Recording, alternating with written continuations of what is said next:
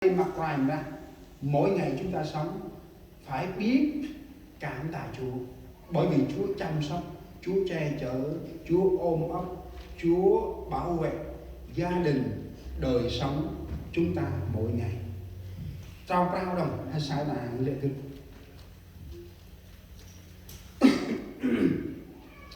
mong hai chị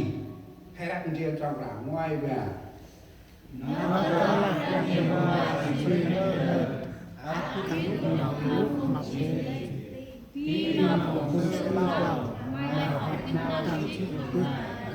sao ta nắp lá rẽ về vai chín prét lên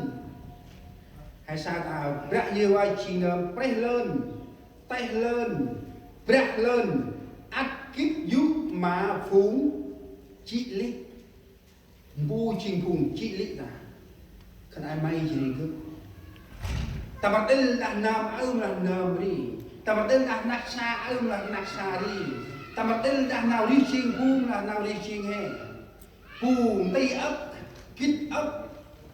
nào đi trình phùng mong trình khăn ý nằm phùng là đá vừa về nào thôi phù oanh khăn ý